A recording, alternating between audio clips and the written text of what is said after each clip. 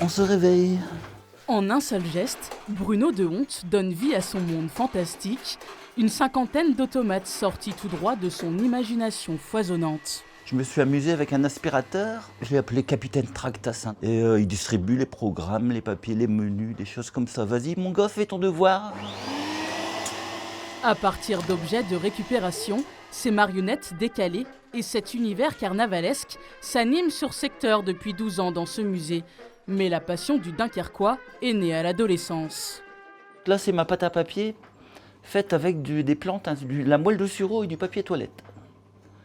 Donc ça, j'ai mis ça au point, j'étais gamin. J'ai commencé à faire des marionnettes en bois avec un nez enclos. Puis je me suis amusé à mettre des moteurs et puis c'est devenu très interactif avec les gens. Donc j'ai continué comme ça. Ça fait rire les gens. J'ai un grand-père, une grand-mère, si on les met en terrasse d'un café, les gens vont s'asseoir à côté sans s'en rendre compte tout de suite que c'est des faux. Et à 60 ans, les créations et le savoir-faire de cet autodidacte ne manquent toujours pas. Unique fabricant d'automates de ce style dans la région, il en a confectionné des milliers. Celui-là, il va finir à Lille. C'est un personnage pour les écoles maternelles. Il ne fait pas peur aux enfants. Plus de 2 mois de travail sont nécessaires pour fabriquer un seul personnage. Certains sont même vendus aux écomusées, particuliers et restaurateurs, de quoi émerveiller.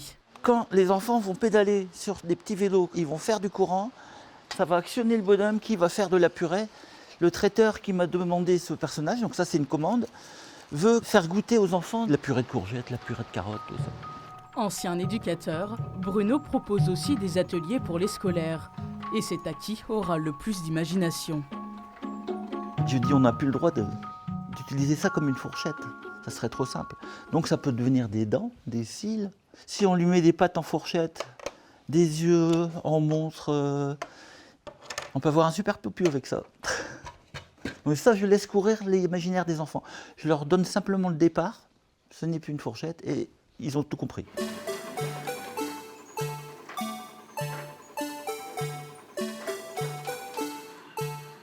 C'est le rire des gens, c'est ça qui est super. Il y a certains gamins qui pensent que la nuit, ça, ils bougent tout seuls. Mais ça, c'est une légende.